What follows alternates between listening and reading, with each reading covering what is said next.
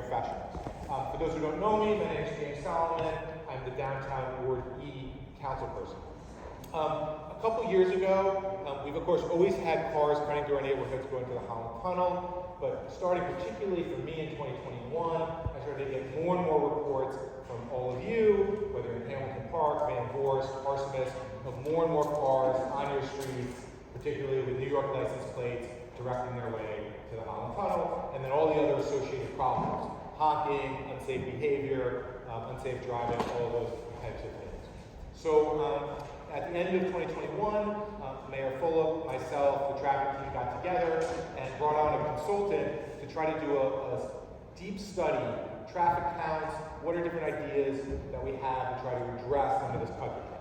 He wasn't just looking at downtown, he was looking at a couple other areas of the city. So part of the reason it took a little bit of time to get the result and get us here was he was looking at the Connolly Circle and other parts of that stuff.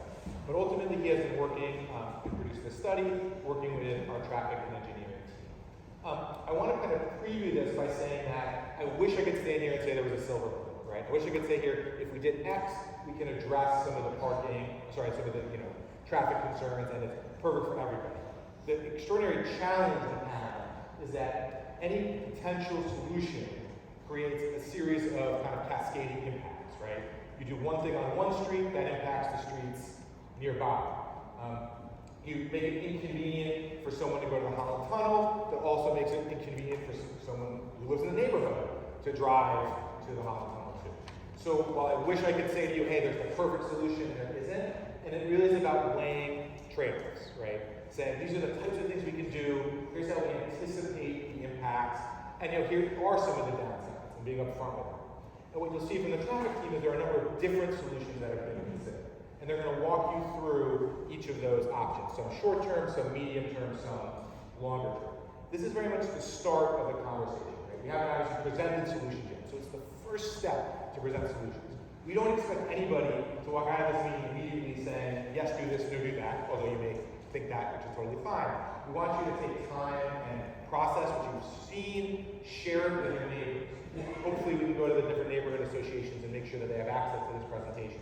So every February meeting of a downtown neighborhood association, you guys can discuss this and then get feedback. We cannot do anything until the spring anyway because we don't really restrict roads during winter. So this is a chance for all of you to have your first look at all this information, and then we're going to spend the next months getting your feedback, reviewing it, and then moving forward.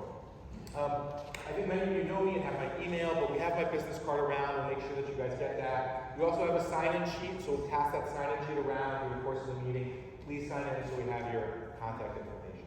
Now I just want to take a brief moment and introduce Corey Garriga. Corey is a representative for Commissioner Bill O'Day. So you may or may not know, but we have our county government, and just like we have the city council for the city, they have a board of commissioners for the county. And in the redistricting process of 2022, our area was redistricted.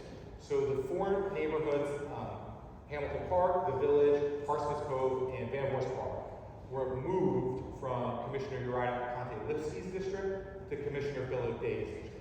Commissioner O'Day has been a commissioner on the west side for many years, and is a great partner, and he wanted to send a representative from the office and make sure that you were all new and introduced that we have a new representative in county government for these things. So my name is Corey Garriga. I am an aide for County Commissioner Bill O'Day, 2nd District. I handle his constituent services. So I will be here the entire meeting, and I'll stick around for an extra 10 to 15 minutes after the meeting. If anyone would like to approach me and exchange contact information, I can say that Commissioner Bill O'Day is very active. Both he and I are always going to pick up the phone. So come find me, I'll be up here, and we'll exchange contact information if you need to, all right? Thank you so much for your time. And also, so you guys know, my new staff is here, so I'll just ask them to stand up and introduce themselves. This is Crystal Yahaski, she's my new chief of staff. Selena joined the office a couple weeks ago. And so just like Corey, we will all be here after the meeting as well to take your questions, concerns, if you want to talk one-on-one about any issue.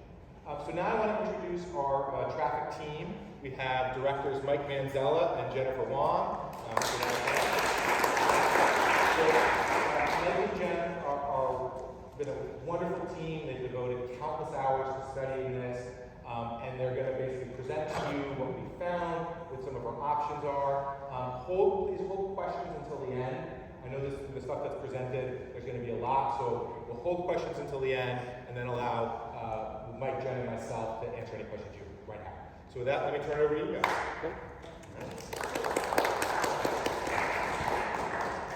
Hi everyone, good evening. Thank you for coming.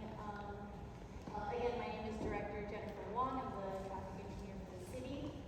I think Crystal just wanted me to know that bathrooms are through this door right here. So I just wanted to go over in detail more about the timeline and how we got here. Since I'll go over the timeline a little bit. Yes? Sorry, sure. I'll try my best. So yeah, I just wanted to go over the timeline on how we got here. First, in 2017, the city hired a traffic engineering consultant firm to conduct a study and assessment to see how traffic would be impacted and potential impacts in the neighborhood associated with the Jersey Avenue Bridge opening. We presented the findings in 2018.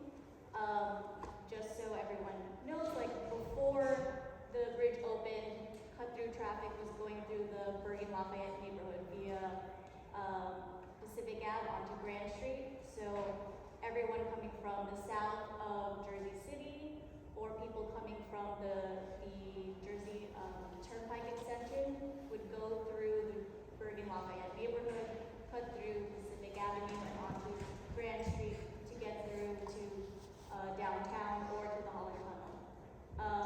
Based off of the results of that study, it was assumed that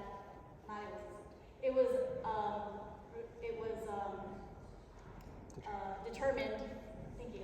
It was determined that the Jersey Avenue Bridge opening would just better accomplish that the traffic going through the neighborhood. And then in 2019, the Grand Street Roadway Improvements Project, we did another study to better understand what would happen with the Grand Street improvements along with the Jersey Avenue Bridge opening. And again, the results were similar to the original study. In 2021, everyone knows the Jersey Avenue Bridge opened, and we heard the concerns from the neighborhood, and we introduced pilot projects, including closures and restricting turn restrictions at Jersey Avenue and Grand Street, as well as left turn restrictions on Columbus Drive.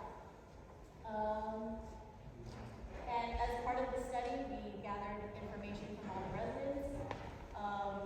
We heard your concerns and presented those results at the public meeting in 2022. From that study, we gathered that we needed to look into more recommendations, more options that we needed to look into. We gathered more information from the residents. And that brings us to now. We did a study through the fall, and we're here now to present all of the results from those studies. So just a summary from the last study. The Jersey Avenue Bridge opening did not increase traffic going through the neighborhood. It just better accommodated what was going through the Bergen Lafayette neighborhood. The turn restrictions that we imposed did not create a significant impact on the pass-through traffic through the neighborhood. And basically the result of the restrictions just pushed the traffic to adjacent parallel streets. So those are just things that you need to consider when we need to implement recommendations like turn restrictions and changes to the street grid. Here's just a diagram of what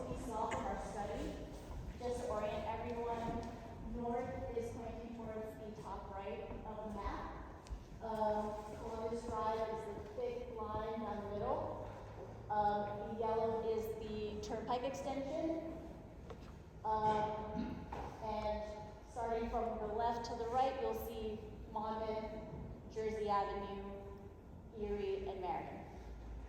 So this diagram shows that from the 4 black dots, we gathered information from those origins going to the Holland Tunnel, and from, yes?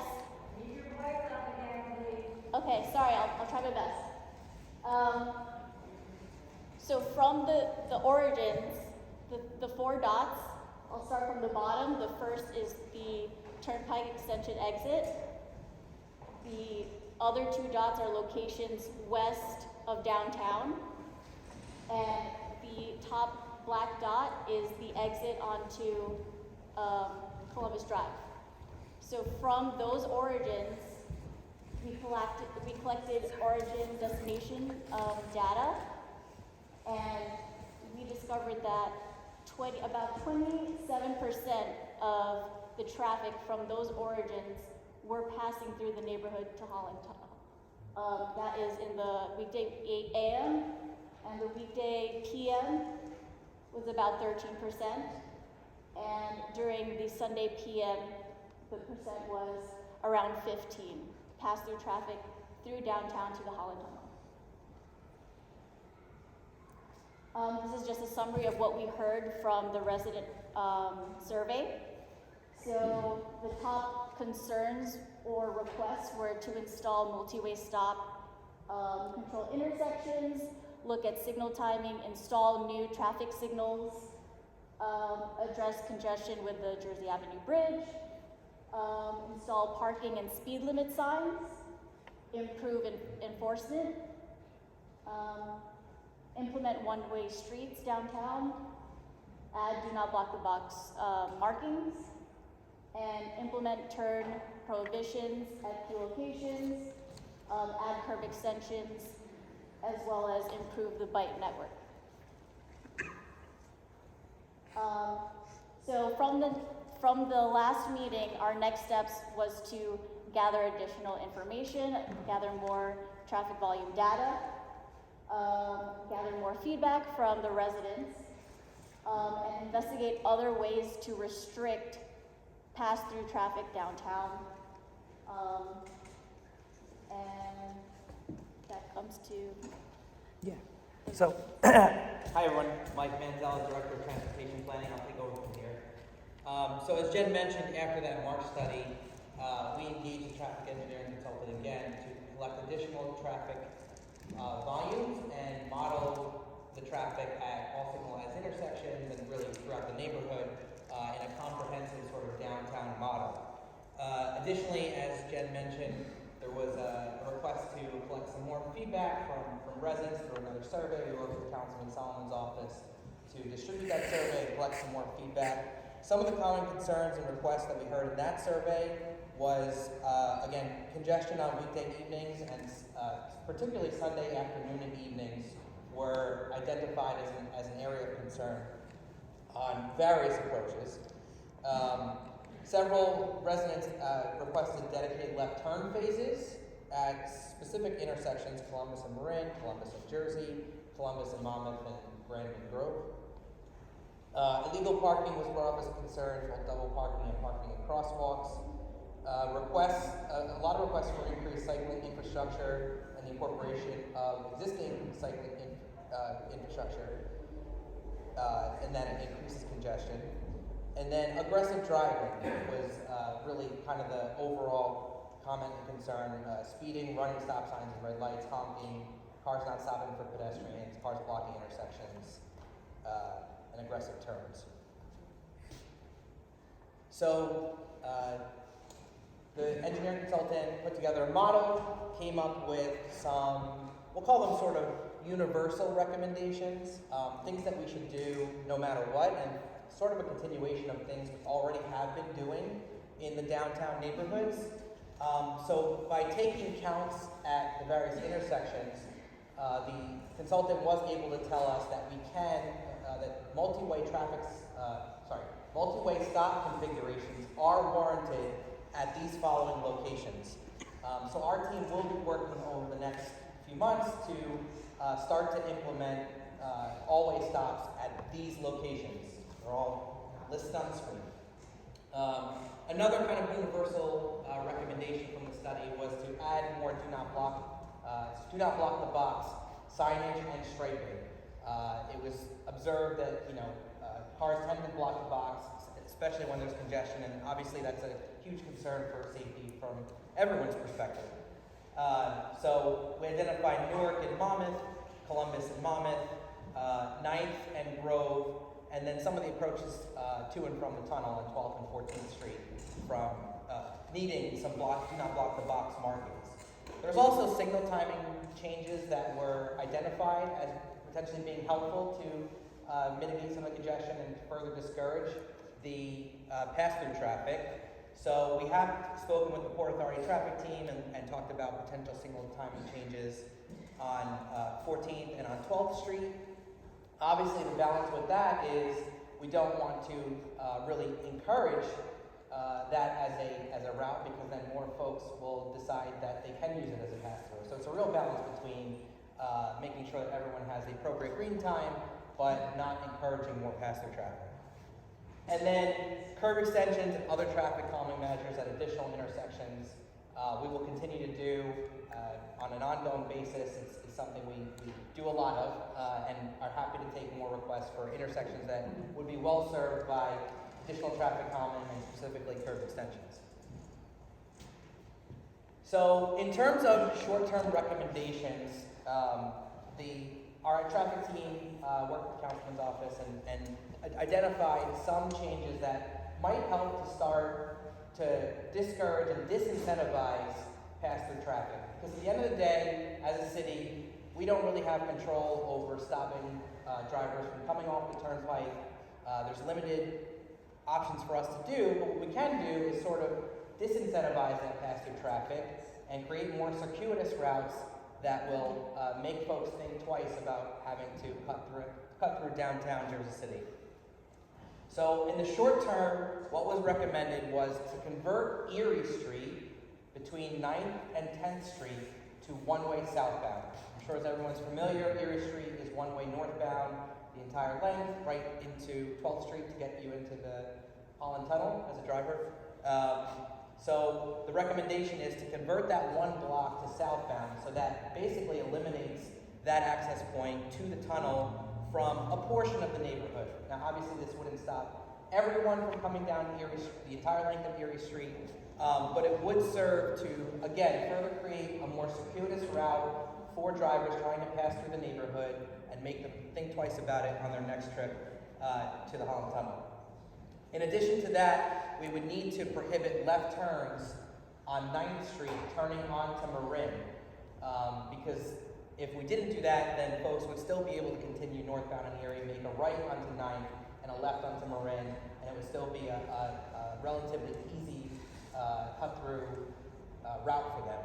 So doing those two things, if you go to the next slide, if you like, this will essentially eliminate pass-through traffic on at least a portion of Erie Street.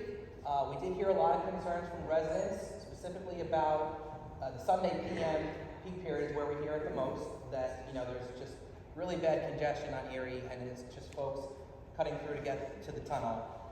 So this would eliminate that, and like I said, it wouldn't eliminate it for the entire neighborhood, but it would be a start. Obviously, with that benefit, there are concerns. Anytime that we create a more circuitous route for those cutting through the neighborhood, obviously that's a more circuitous route for residents getting to and from their homes. So those are the sort of trade-offs that we have to think about as we're looking at these potential solutions. The traffic model does obviously model delay at signalized intersections. So there was increased delay, really only found at 4 different intersections on 12th and 14th Street at 3 intersections, and then at Columbus and Marin. Marin would now become a little more of the sort of preferred route for the pass-through traffic.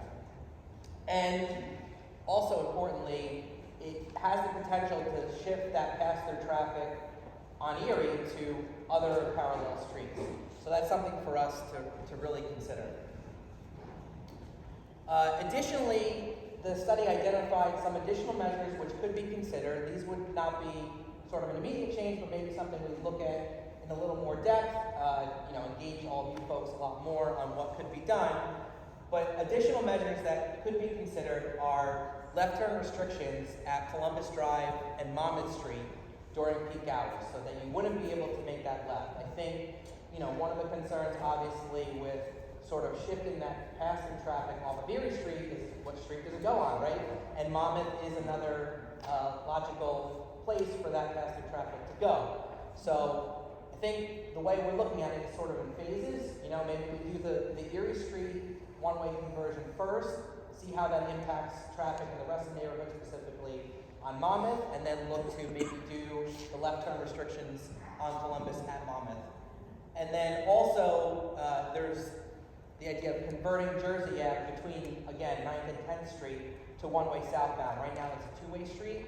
That would prevent any pass-through traffic from sort of going around the park and on Jersey Ave to get to 10th Street and to get to Erie. And then independently, although very much related to this effort, is Barrow Street, along the Newark Ave pedestrian plaza between Columbus and Bay Street.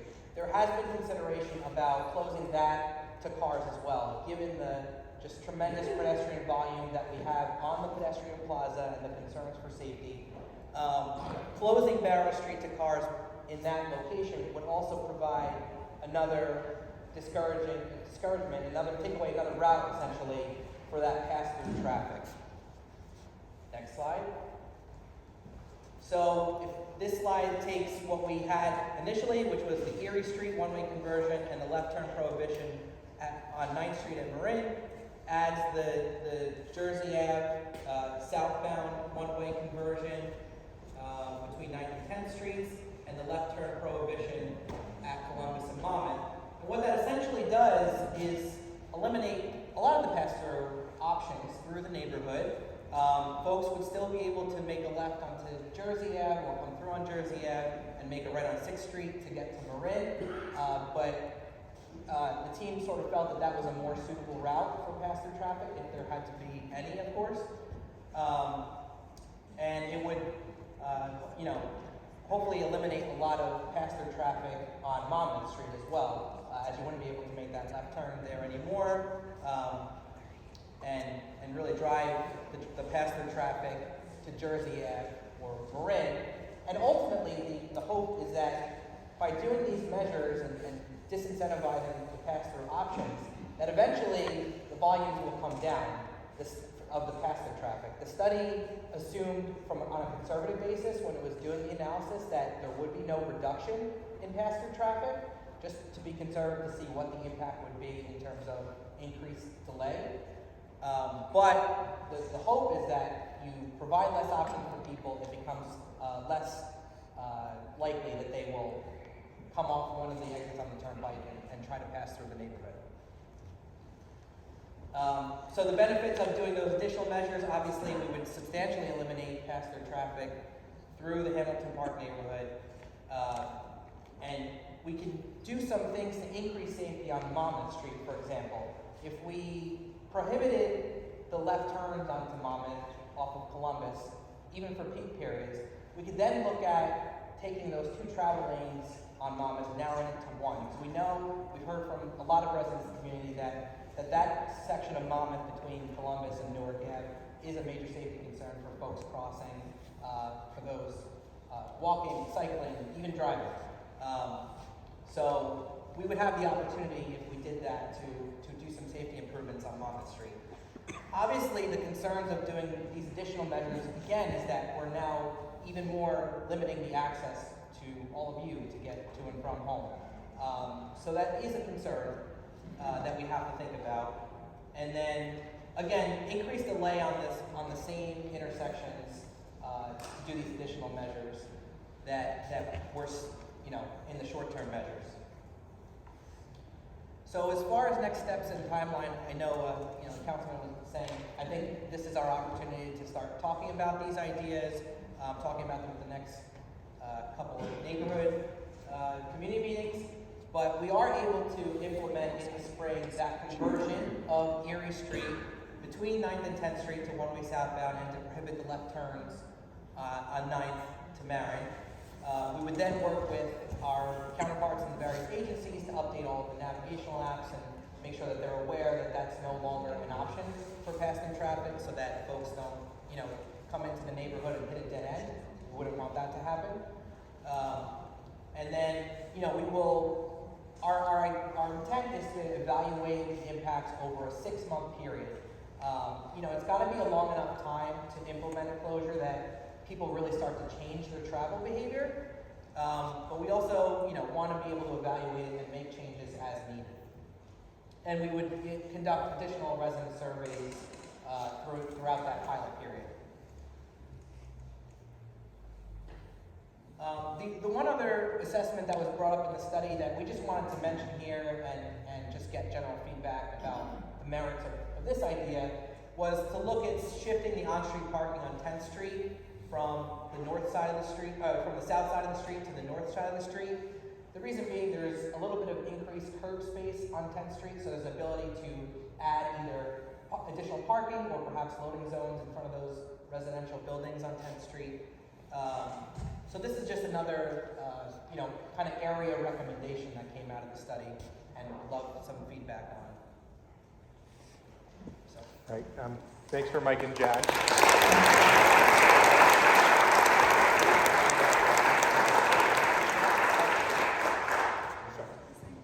Yeah, so just a couple quick notes. First thing is I just wanted to acknowledge one of our Hudson County commissioners came, Commissioner Aponte Lipsky. So it's the commissioners right here. Stand up. So thank you, Commissioner, for being here. She still represents portions of Hamilton Park, north of the Holland Tunnel. So, Commissioner, thank you for coming. I want to just make sure we have a sign-in sheet going around. So just want to make sure everyone's getting the sign-in sheet as it goes around. Please sign in. We will share everything here. So the PowerPoint, we already had linked to the study online, but don't worry, we will make sure everyone has access to all of that. You can actually put your email on the sign-in sheet. We can email it to you directly, but we'll put it on my social media. You can email me. And then if you don't have my contact information, I do have my business cards here, and we'll make sure everyone gets one for feedback. So obviously what we're going to do now is I'll just call on people one by one. We'll try to take as many questions as we can within a reasonable time frame. So it's 6:30, so we have a good amount of 6:38. So we have a decent amount of time to have a good Q&A. Please ask questions, share feedback. We'll be taking notes on all of it as my team, just to make sure that we record everything. And then, like I said, this is the first step. This is the first time you guys are probably seeing and hearing these ideas. So we're going to obviously know you might take some time to digest it, bring it back to your neighbors, to your community association, to get as much feedback as possible. So with that, please show a round of hands, and I'll be doing my thing. So yes, go ahead and just stand up, and I'll also repeat the question if folks can't hear. Yeah. I have two related questions. Do you have any data on the efficacy of the don't block the box markings? Like, do they work? I'm all for it, but do they actually make a difference? And relatedly, I was surprised. So I live in Schroeder Blocks, which is 10th Street between Jersey and Erie, so prime spot. And I was surprised to not see a recommendation for anything on Erie and 12. I saw Erie and 14. But Erie and 12, I can tell you guys, like the honking and the backing up from people on the 12th Street approach, just blocking the box like every single night. On Erie, it gets so backed up and the honking is like nonstop. So maybe take a look at the 12th and Erie intersection as well. So just want to make sure, can folks in the back hear that, or do you want me to repeat it? You guys can hear it? Okay, great. So I'll turn the questions over then to Mike and Jen. Block the box, I think 12th and Erie. So as far as do not block the box, I'm not sure that we can look into what data is available on efficacy of that. It's sort of our opinion in the traffic world that something's better than nothing, right? It's going to at least give people awareness that they shouldn't be doing that. It deters some people, and I think that's just a benefit. Yeah. And that was a really good suggestion about 12th and Erie, certainly for do not block the box and the timing changes. I think the timing changes probably weren't recommended out of the study because of the elimination of some of that pass-through traffic on Erie. It didn't really maybe increase the delay too much, but I think that's really good feedback that we can work with Port Authority to look at. And then just as a quick, Mike and Jim mentioned this earlier, I just want to make sure we're on the same page. the city doesn't control the intersections, 12th and Erie, 14th and Erie. Those are controlled by the Port Authority. So they did say that, but just so we're on the same page. If we want to do anything with those intersections, what we do is we engage with the Port Authority. We just ask them to do those things. We don't have direct control over the painting, timing, any of those intersections. All righty. Yes. Hey, first of all, thank you for doing this. It takes time, you gotta study, you gotta have data, so appreciate it and thank you. Thank you for taking action. That's important. One on the restrictions on turning left from Columbus to Monmouth, it just wasn't clear to me. What does restriction mean? You said prohibit at one point, but I'm not totally sure, so can you clarify? Like restricting, does that mean prohibiting at all times, at certain hours? Yes. And then second is, when you did the study, did the models predict how, like what volumes of overflow would move down, you know, towards Jersey and then towards Monmouth and then other streets? Like did the models tell you what type of volumes to expect? You know, I live on North South Monmouth, so that's my question. Thank you. Okay, so your first question, the turn restrictions, the left turn restrictions, we were initially looking at the weekday morning peak hours. We can definitely look into restricting it during the PM peak hours and Sunday evenings, because that's the problematic times. And that would be legislated, and it would mostly be on enforcement and getting the culture of, you know, we shouldn't be turning left at these times. We can also work with GPS agencies to show that you can't make the turns during certain times to discourage those turns. And then your second question was? Like where does the pass-through traffic move? So essentially with a traffic study like that, like this, you have to kind of assume some trip distribution for that traffic. And if you'll remember, I said conservatively, we didn't assume any volume reductions. We just the consultant kind of just moved the traffic to different streets. And the thought process behind it was, you know, folks looking to pass through the Holland Tunnel are going to take the route of least resistance, if you will. If they're coming onto Columbus Drive, they'll most likely probably stay on Columbus Drive and get to Marin, because that's a straight shot to the tunnel. So they assigned 65% of the pass-through traffic from Erie to Marin, 35% of the pass-through traffic to stay on Erie, and then 10% of the pass-through traffic from Erie to move to Monmouth. Thank you. There's a lot of hands here. Sorry. To follow up on that one about Monmouth, so we're on 9th and Brunswick and cross Monmouth on 9th every morning. And already it's sort of like taking our lives in our hands a bit, because there's no stop sign at Pavonia or 9th. So people have got through all the stop signs, now they're speeding, they're heading for the turnpike. I actually have to step out in the traffic and then tell my daughter to safe to cross the street. Have we thought about, while implementing this and adding volume to Monmouth, at least putting stop signs all the way down in Monmouth, for instance? Yes. So I think as part of this, we would certainly prioritize, if we were to do the Erie Street conversion, we would prioritize getting those all-way stops in on Monmouth as soon as possible for that very concern. You know, safety obviously is of utmost. The study already said that they were warranted at 3rd and Monmouth and 4th and Monmouth, so we'll be doing those. But we did identify the other intersections. You said it was 9th and Pavonia, right? Yeah. Yeah, as looking into those to get those in soon as well. Yeah. Perfect. Follow up. So we're gonna go with Rebecca and then in the back one. Hi, so I actually live in Van Forest Park, where this is already hit our neighborhood because of, frankly, whatever you say that you're telling ways to redirect, if you're not gonna have people come up Columbus, it's not true, because they come in off Jersey Avenue. It is a matter of time before a kid is killed crossing at the intersection of Brandon, Jersey, because there are 2 schools there and Ferris, the light rail entrance and the hospital. And people are cutting into oncoming traffic, and so whatever you think is happening with telling, and I also live in that neighborhood, and I can tell you that my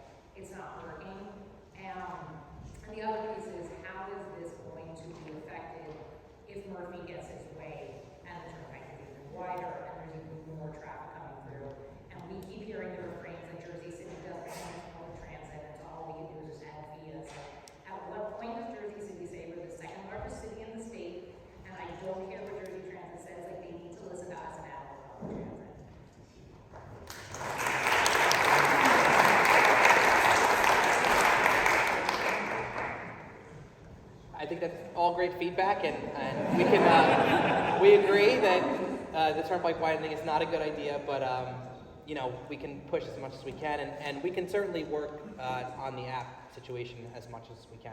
even more. I'll just add two things, and there's one question over here, and then you want to get to this side of the room too. So just on the one thing on the apps, unfortunately, they don't.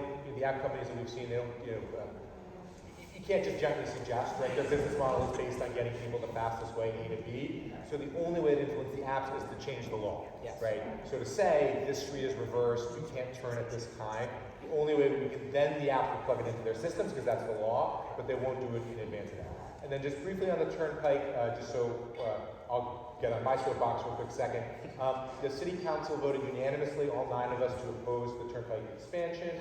Just so we're all on the same page. What's been proposed is that from exit 14 to 14C, the turnpike would get wider. Starting at 14 over by Newark Airport, it would be 4 lanes each way as opposed to the existing 2. It would then go from 4 to 3 at exit 14A in Bayonne, and then it would go from 3 to 2 right at exit 14C. And then 14C to the tunnel would expand with a full-length shoulder. You might say, well, wouldn't that help because that would keep more cars on the turnpike? What we've seen when highway expansions happen across the country is maybe for a year or 2 it helps, but eventually people just change their behavior. They say, oh, the road is wider, I can now drive. Instead of taking the train, I'm going to go on the car, or go take my car. So Los Angeles spent like $2 billion on a highway expansion. 5 years later, congestion is worse. Houston spent $1 bajillion on their Katy Freeway. Congestion is worse.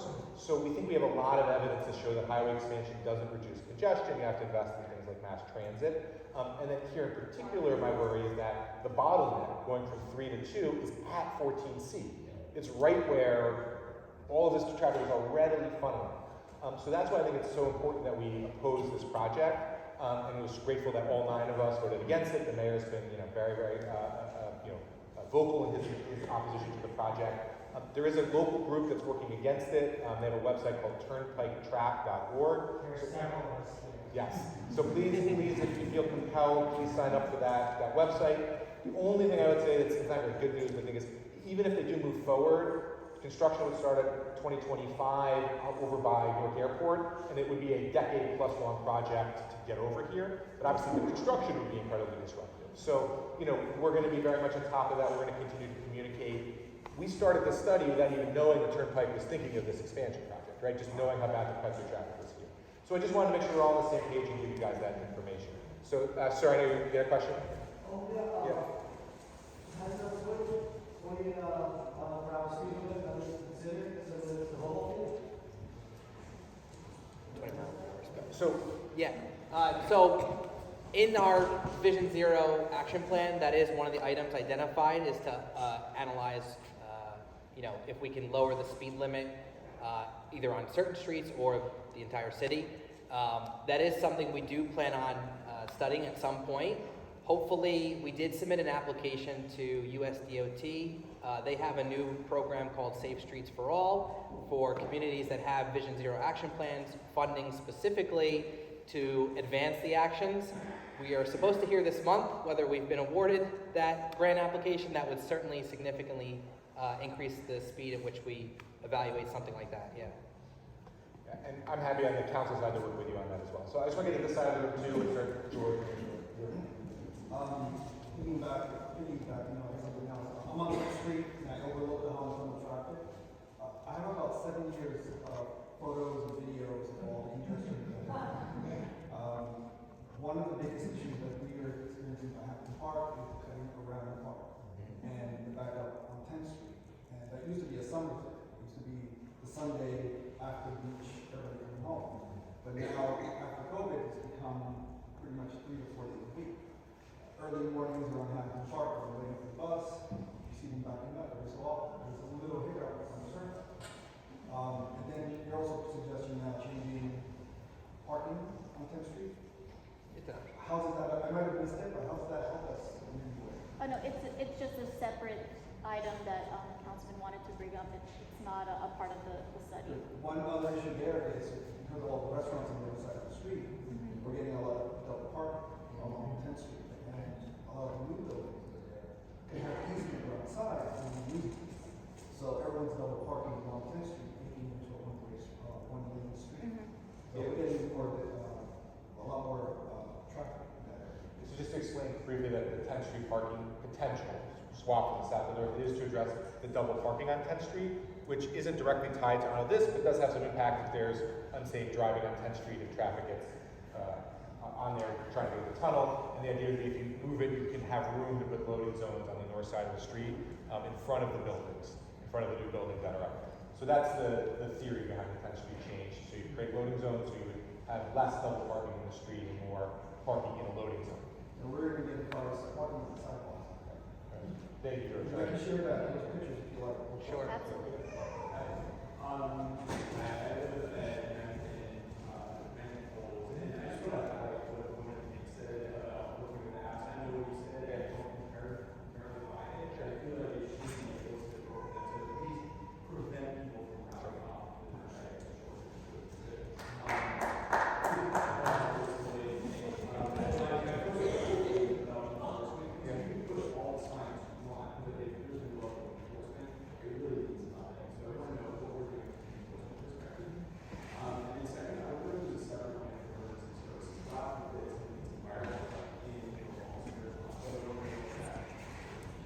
Great question. Joseph, take emergency services. Yeah, sure. Yeah, so we already engaged the Office of... Yeah, sure. We already engaged the Office of Emergency Services just to take a look at our proposed recommendations. We're waiting to hear back from them, but obviously we want them to be on board. And if this is something that the community wants, it would help if you could also advocate to those agencies. So that's the thing is, well, we have an Office of Emergency Management, and then they coordinate with the Division of Public Safety, so police, fire, EMS, right? So plan has already been shared with them, and then we can continue to talk to them and make sure that they're going to have their review of this. I think you're also getting at the idea that when there's traffic, how's a fire truck or a police car go? So that's something that we want them to include as part of their analysis. And then enforcement.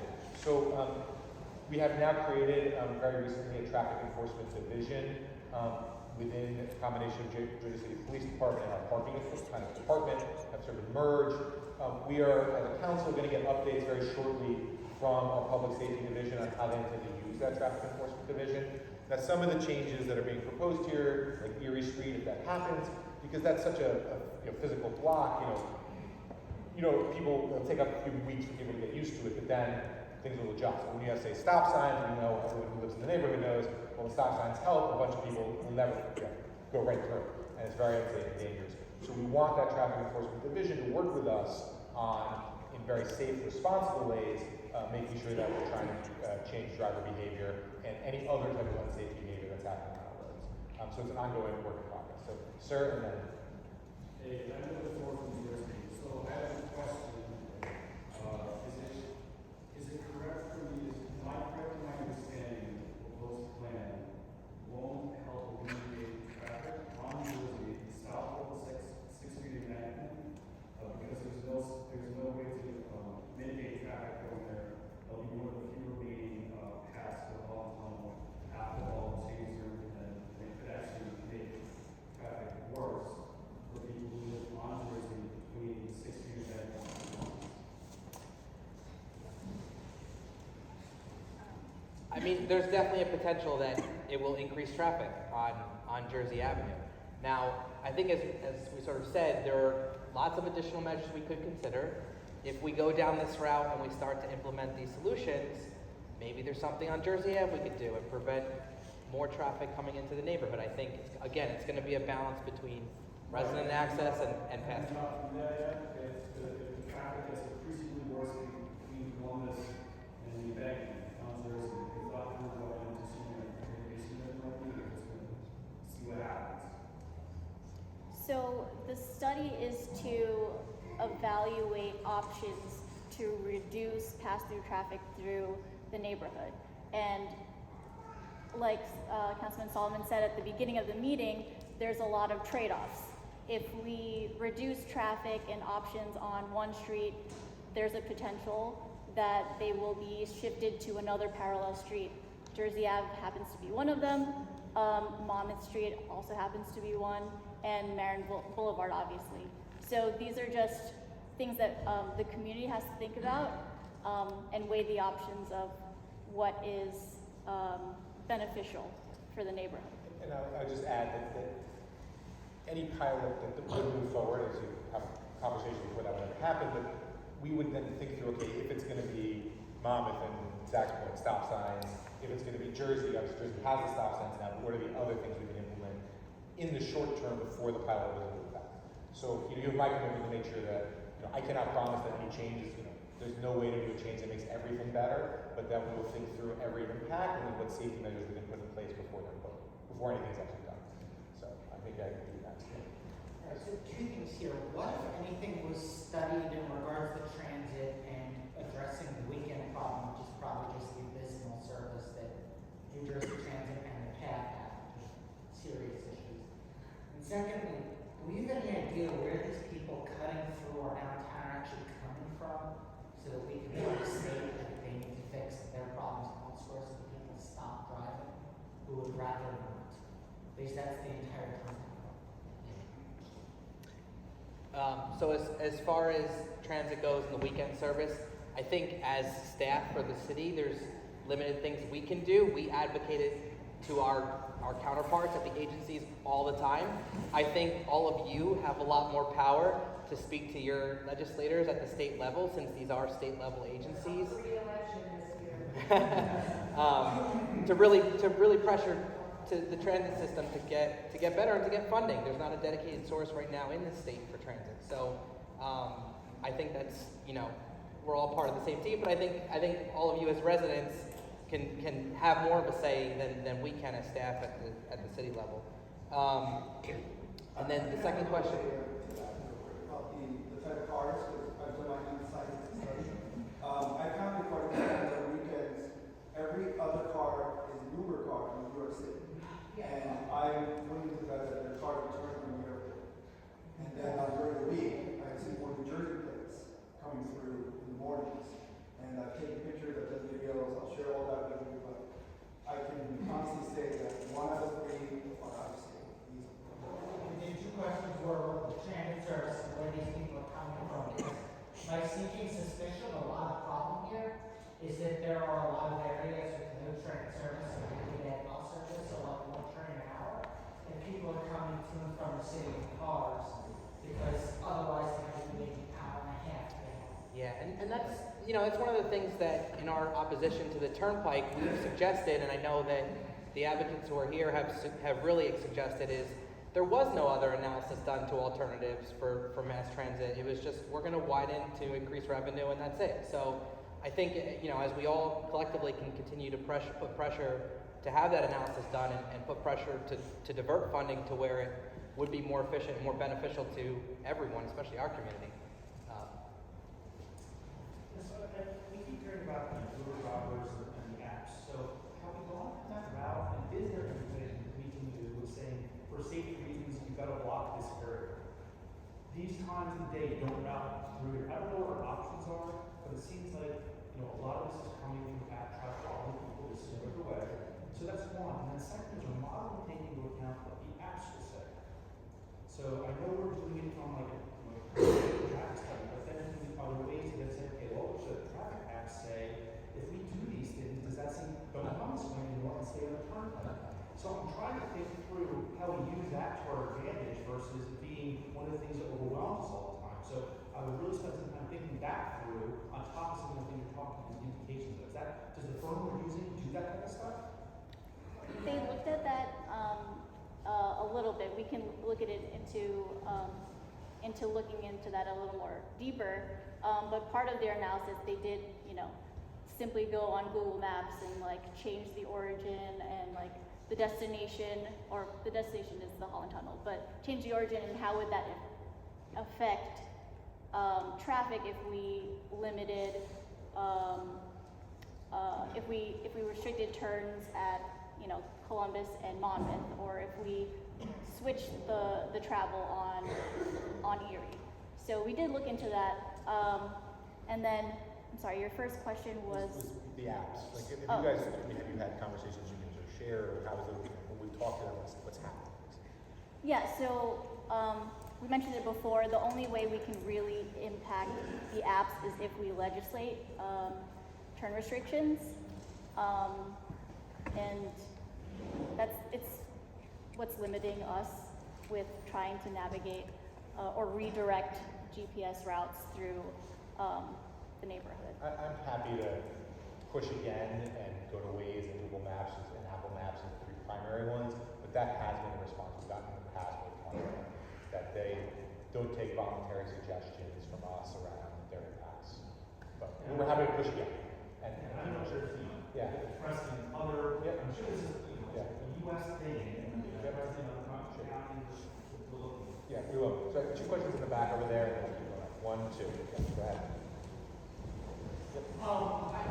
I applaud sort of the effort to do something here, but I think one of the biggest issues, and I think it was among our neighbors here, is we're trying to remedy the symptoms without remedying the cause. And I don't know if there's been any review or investigation of, can we set up a system whereby, like a congestion pricing in New York, which I know everyone's curious about, but a system where you get off the turnpike, you take it, you know the tag, and if they go through the Holland Tunnel within an hour, they get assessed the toll. I think it would win money for Jersey City, and I think it would be a tremendous idea.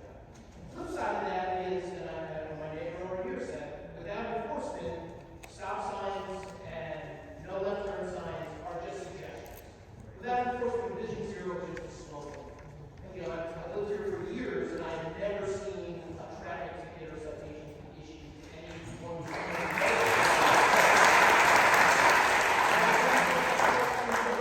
Where we finally have stop signs and safe crosswalks that aren't stop signs and safe crosswalks, because no one follows the rules. And without enforcement, you don't get there.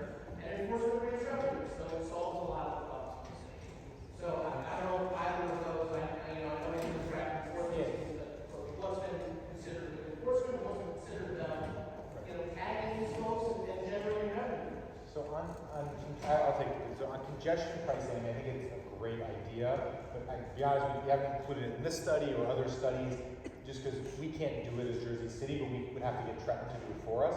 I think ultimately that is the type of solution we have to move to, but it will be a statewide conversation because if we bring it up in Jersey City, Leonia is going to bring it up by the GW Bridge, and Hoboken and Union City are going to bring it up by the Lincoln. So it's just going to end up being a big statewide conversation. That doesn't mean we shouldn't have it started. So what I encourage you is to think about who are some of the statewide advocates we can start with, start to get that idea into the policy conversation, into the political discussion, and see where we can push it. But we don't have the authority to do it unless the state legislature takes action and gives us that authority. And then for the enforcement piece, all of the positions weren't taken. We just got the unit created, so we're now going to sit with them and figure out, okay, how do you actually take action to make things safer here and across the whole city? So, yeah, sir, all the way in the back.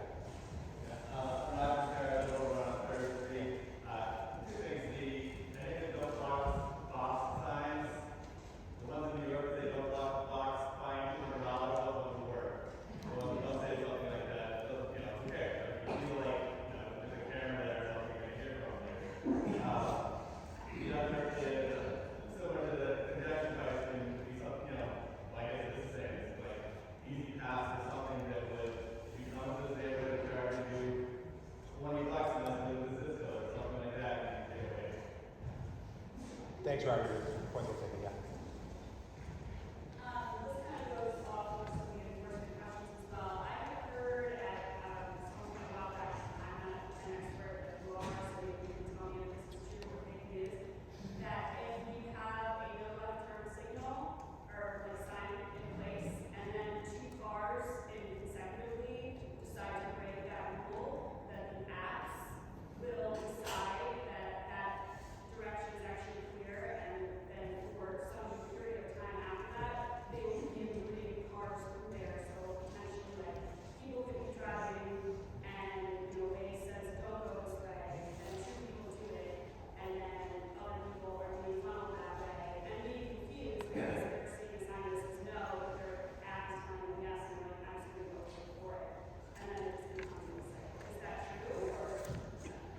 I'm not sure what the threshold is, if it's actually 2 cars or something more, depending on the street.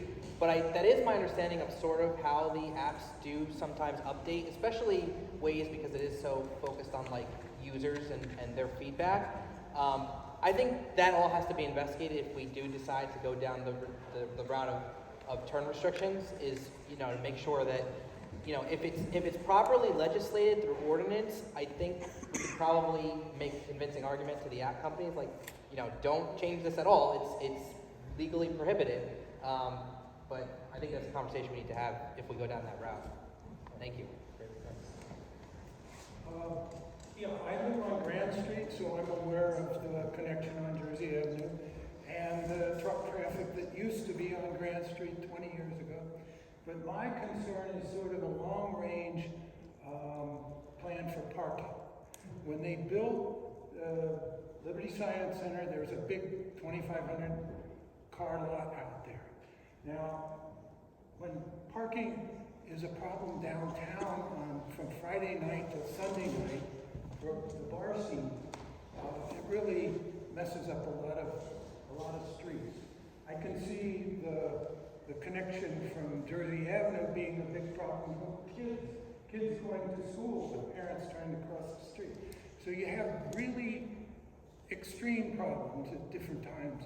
Does your model, you know, show you, like in color, the density of traffic on these parallel streets or on these feeders? I'm a sort of a systems guy, but you know, I know you get paid for doing exactly what you do. I haven't seen your reports. We try to think holistically. No, so this study specifically was looking at traffic. The city did conduct a parking study through the NJTPA, and I believe it wrapped up in 2020. Had a lot of recommendations. Obviously, you know, parking is a hot button issue and takes a lot of engagement with the community to decide what the right policy is. But there are recommendations in that study to move forward. And there are some things that have started to move forward from that study. But yeah, I think it's something that we all collectively need to continue to look at. I want to just piggyback on what Lady Ming said. I'm on York, just above Jersey, and it's that we talked about that last week when you spoke at our BBPA meeting, and it is gotten to, as many passionate members of the BBPA said, really kind of a crisis point as far as traffic and people deciding that that's just too many stop signs to even pay attention to. I'm not going to stop. And I think, James, to what you just said about traffic enforcement, I would encourage you to have them consider that intersection as a prime spot. We have so many young families, so many kids in the neighborhood. It's, you know, and we all talk about when we get together about, we almost got hit by a bike, we almost got hit by a car, because people just, we can't legislate people not looking at their cell phones, although I wish we could, but while they're driving. But it's really a dangerous situation, and I knew that you picked that up when you were hearing some of our members speak last Tuesday night at our meeting. Thank you for doing all you're doing. I know we have a long way to go, but I'm seeing some process. Just to tack onto your concerns at York and Jersey, immediately after that meeting, I had a meeting with MUA. They're doing all the work over there, and I said, you need to give back to the neighborhood. So they are committed to constructing the curb extensions, concrete curb extensions at that intersection. So that should help with slowing people down at the intersection. Sorry? Oh, just so Craig had mentioned the concern of the intersection of Jersey and York. And what Jen said is she spoke with the Municipal Utilities Authority, the sewer company. They're doing work on that intersection as we speak, and they committed to doing that with the concrete bump outs at that intersection. There's a few questions over here, and I'll go back. Yeah, something I still haven't heard fully explained why there has been such a dramatic increase in volume of traffic in the past 18 months, because as someone who lives up Erie, I can tell you that before the Jersey Avenue Bridge opened versus after is like night and day. As the gentleman said, we never had that traffic coming around Hamilton Park. I think even in your own timeline, you saw the increase in complaints to the councilman's office really spike after the bridge is opening. I know it's contrary to the data that your study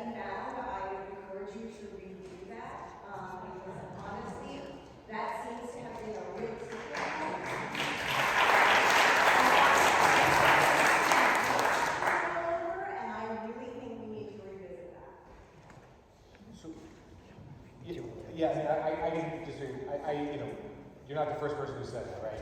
The study showed limited impact, and folks who live in Van Horst have been very clear that that's not their experience.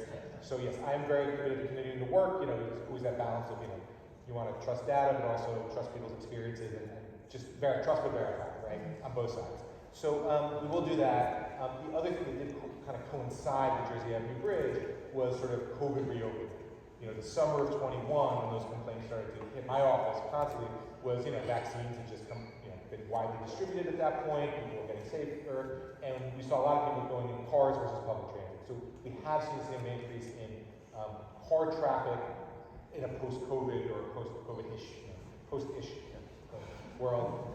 So that is the other thing that I think is happening at the same time, and does also get to the systems and structural comments that are all made here, which are all very valid, like, long-term we want to push people into transit, and, there's $12 billion for turnpike extension that we're using transit to really help alleviate some of these issues. Over back, we have one, two. Thanks for all the work. There was a mention on one of the slides about the Columbus Drive road diet, and potentially some of this work impacting that. I wonder what else is there to do on Columbus? It's still kind of a freeway, in the morning, inbound and outbound. A lot of people run at red lights, speeding to get to the next light.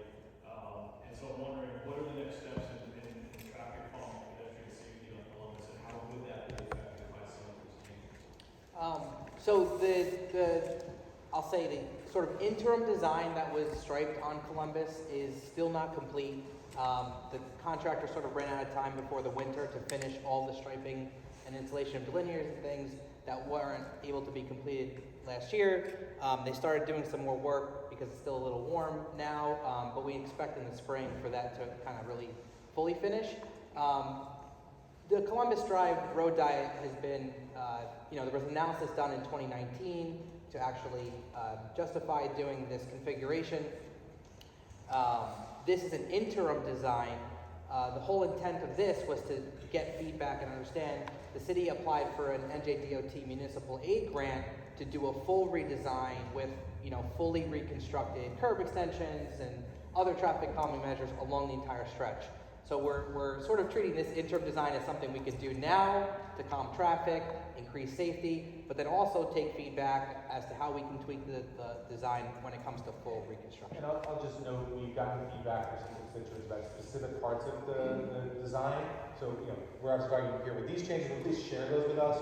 There's a certain space that shouldn't have been striped and there should be parking. There's a certain intersection where it's unsafe. Share with us your experiences with the design. And similarly, this would only start in the spring, but similar, we can't make big changes to Columbus until the spring. So we're kind of using January, February, March to collect all that data and feedback so that we get it. Hey everybody.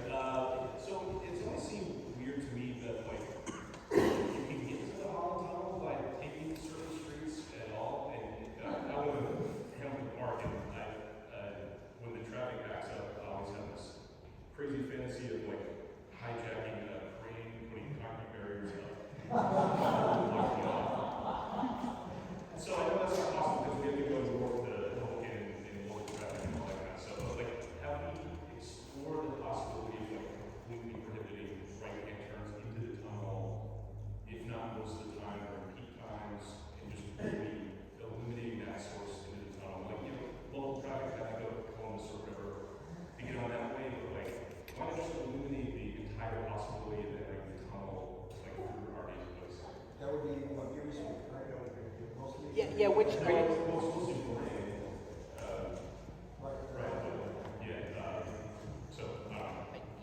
I think we said at the top and continue to say, it's a balance. I mean, we could certainly explore that, but then no one from the neighborhood would be able to get there either. I mean, it's certainly trade-offs.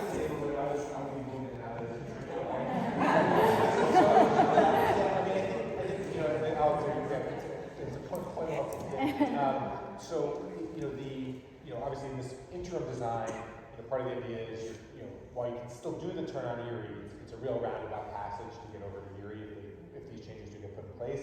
So Erie kind of becomes a much less desirable, that shifts it over into Marin, and then obviously Monmouth is not a direct route. There's a bunch of circuitous routes for Monmouth Street, and obviously this closes off the left turn on 9th Street.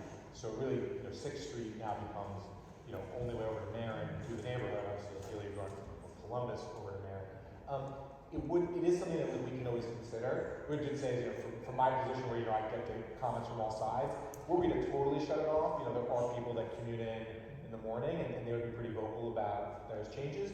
Doesn't mean close it off, but it's like sort of a scaffolding of potential changes, right? So we've got the first set of pilot that was put in, we've got the additional turn restrictions, the Jersey Avenue options, and then we see, right? If we do all those things, we see what happens. And if the problem isn't solved, then, or it's not significantly mitigated, then we can look at additional factors at that point. So, yes. Yeah. First of all, I love the changes that we have. I love the bridge that we have, right? That's coming from the Liberty State Park. It made it so much easier to travel to the park. And I think it brings a lot of value to our neighborhood. I'm not sure how far you go with the study and how far do you go like down the turnpike and where people try to get off and how they cut off. Like you studied that, right? So it goes all the way there. Because I just have friends who travel and they do commute into the city, and typically their point is like either stop at the grocery and park their car and take a train. That used to be before COVID. A lot of people do feel a lot of safety issues right now on the trains and a lot of harassment that's happening, and that's number one issue. I think that's why people are traveling via cars more often and they don't care they have to pay. But I just remember them saying like my friends going through like they would get off at Liberty Science Center exit and they would go back then before COVID around. Right. So now it's just so much easier for them to go through our neighborhoods and just go straight forward. And that's just reality of it. And the way we're gonna proceed, the way we're gonna do the stop signs and the safety of it. And I like what the gentleman in the back said about the Manhattan lights and how they have all this cameras. I went to Brooklyn recently, got 2 tickets. Okay, yes, very easily. I was traveling 5 miles over the speed limit, got 2 tickets. Now I'm driving super, super carefully, stopping right then and right there. Like, can we put money into that? And I know like I don't see a lot of traffic police. I really don't. Like we used to have traffic police on the park. We used to have traffic police on Jersey Avenue and Vander's Park, and they used to enforce this and they used to stop. Like I don't see that. I saw somebody run stop sign twice today on the Hamilton Park, and yeah, it was so. On the speed cameras, I keep saying this, and it's a source of frustration. We are, as I understand it, banned from doing them by the state legislature. So we need to get the state legislature to reverse their position on this. But I know that some of the Safe Streets advocates here have meetings with our state officials, and I would fully support it. And part of going back to the state, what I'm happy to do also is make sure our state officials who are up for election this year get to come and get to talk to you and hear all these things that matter to us at the state level. So at least on the camera piece, that's the answer. Yeah, that's exactly what you're saying. So maybe there is an opportunity to create like a bus stop there and have people, or create a parking there. I don't know how these things work, but just as a suggestion, like have a parking lot for the people to go park their cars and take a bus, right? Or here. Sure. Yeah. Make it Get the cars affordable off. to go back, because I'm sure like they want to be, I don't know, if there's such thing. Yeah, sure. Those are all good ideas. Let me come over here and come back. Yeah. So, if I didn't hear correctly, you mentioned that the study doesn't include, or it doesn't take consideration the potential increase of traffic that is going to take the turnpike if they actually do expansion into Jersey City. And I think going forward would be a good idea. I don't know if the study needs to be done, but I don't believe that the measurements that you have, the solution that you have there, if that actually happens, it's going to help with that volume of cars coming into Jersey City. So my suggestion is that you take that into consideration. The other thing on public safety, we have a lot of kids going to school. I don't know if the crossbar can be increased, because I know that's an issue in the city. Having crossbar on the street, having the kids going across the street, something that maybe you can take down as well. Yeah, and if there's any specific locations that we can relay to the traffic enforcement team about like school crossing in particular, or refresh crosswalks or anything like that. That's something we can take control of. But yeah, crossing guards should definitely get referred to traffic unit. And gentlemen, we have 10 minutes left, so we'll keep doing questions. At 7:30, we'll stop, but we will be here. So we'll have, you don't get a chance to ask your question by 7:30. We'll all be here to answer the one-on-one. But Eric, right? For this study, I'm concerned, a lot of the streets that head eastbound, like 9th and 10th, really bear the brunt of all this traffic. So this thing that you want to implement on Erie Street by making it go south between 9th and 10th, I don't see how that's going to help 10th, because all the traffic goes up Monmouth and then goes across Erie and then up, across 10th and then up Erie, because they can't go past that because it's a weird street where it's only westbound at the beginning between them. So I don't see how that's gonna help us, at least my street. I'm really against that. Why not make the southbound of Erie between 10th and 12th, so that nothing can go up that way? It's something we could consider. I think it would then direct. So the question Oh, sorry. the concern was that the proposed changes are going to not really make an impact on traffic on 10th Street, because if you're going south from Erie, that's 10th to 9th, that people can still loop around and go on 10th up Erie to the top. That was the sort of concern. Yeah, I think it's something that could be considered. If you made Erie southbound between 10th and 12th, then all of that traffic is still going to be on 10th because they can. No, they wouldn't. No, they can't. They would be stuck in. They can't go. Right? It doesn't go. It doesn't go east past right. Erie Street. And I had brought up when this first came up. I had brought up the idea of making 10th Street a one-way street to only go westbound. That would prevent traffic on 10th Street completely feeding into the Holland Tunnel. Those are two changes that could be considered. I think, again, we were thinking about sort of balancing discouraging that pass-through traffic, but still providing an option for residents to get to other parts of the neighborhood and to the tunnel. I take an Uber to the city sometimes too. I want to go straight up that way. Sure. So what's good about this study is that we collected data and we modeled the whole neighborhood, so we can easily go into the model and make those adjustments and assess it quickly, rather than us waiting, a few months to gather the data again. So we can definitely look into making 10th Street one-way, or moving that one-way shift between 10th and 12th, like you suggested. So it's one-way between Marin and Manila. Manila, and then it's two-way the other way, which Right. is also dangerous because some people don't even know and just keep going. So Yeah. that doesn't make sense. Why it's Sure. So they can model those potential changes and work with that. So a few questions over here. Thank you, well, I just want to start by thanking you all for holding this session. For the gentleman who wants to install barriers, you can do that actually in ways. I'm experimenting with traffic in front of my house. I'm putting a road closure. Traffic over ground. But it's a statement about how desperate the situation is now on certain days that we're able to try these kinds of things.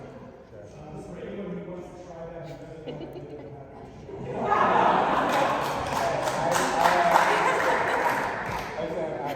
I'm not enforcement, so I'm very open to kind of gentle resistance to corporate technology. I'm very open to that. Yeah. to the importance of the accidents actually works. Right. This is actually changing the behavior. Yeah. No. Sir. Yes. I think the big problem is that when you're trying to go across the Holland Tunnel, they have that double light now. You pull up, there's normally 6 cars waiting. Now it turns to 12 cars. So it starts to build up down Erie Street and down Marion Boulevard. That's your problem. You gotta put this whole authority to come to this, and you gotta really cut it out. And then also on Marion Boulevard, when they go into the tunnel, they should just keep that open, and they make that right turn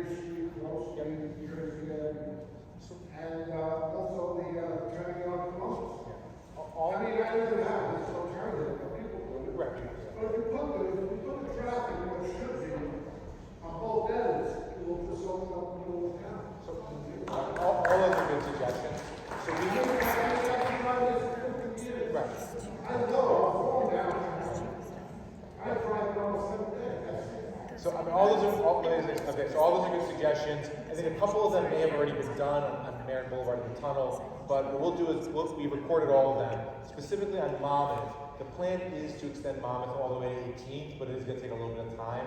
So there's current construction right now that you may see there. The Monmouth dead ends at 13th.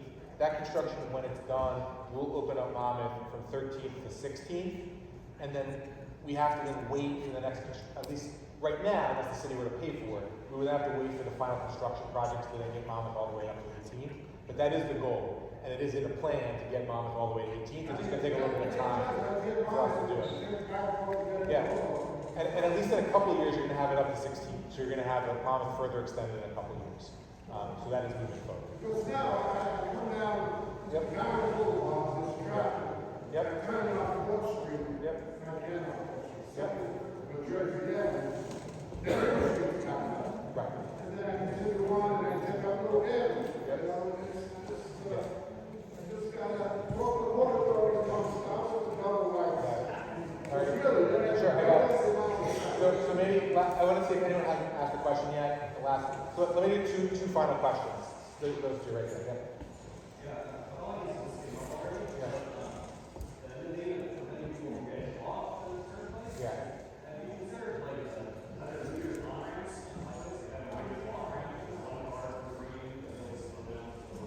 So there's a very good question. It did come up. The challenge is Jersey City's not allowed to do it, although I think it would be a great idea. We would have to get approval from the state, and we talk about bringing our state officials in and starting to have these conversations with them. But because it's a state issue, it'll be complicated because Lincoln communities, George Washington Bridge communities are all going to want the same conversations, and the suburban communities will have their concerns with it. Sam, last question. Yeah. I'm wondering how we all can follow up on tonight. Can you forgive us your emails, or James, can we email you before we send, or Jenny, do we have your email address? So Sam has a great final question, which is how do we follow up on tonight? So a couple of things. So Mike and Jen are just going to write their emails there, so hopefully you'll be able to see them on the board in a second. My business cards are out and around here, and hopefully they've been, Crystal has them, so please just grab one that has my email. And what I would say is you can email me, and I will share it with Mike and Jen. You can also just email Mike and Jen directly as well. But we'll sort of continue to feedback. So let me just very briefly close. Thank you guys for the time. You guys took 90 minutes out of your Tuesday night to come be here. Very, very appreciative of that. Like I said at the start, it's a challenging situation because there isn't a silver bullet, there isn't a solution with no impact. You do one thing on one side of the neighborhood, it's going to affect the other. But that's what we're trying to balance. We're going to send everybody the presentation. We're going to put it online. We really want your continued feedback. Take some time, share this with your neighbors, be in touch. And then in the coming month, so mid to end of February, I'll give folks updates on next steps, future meetings, and all that. So thank you all so much.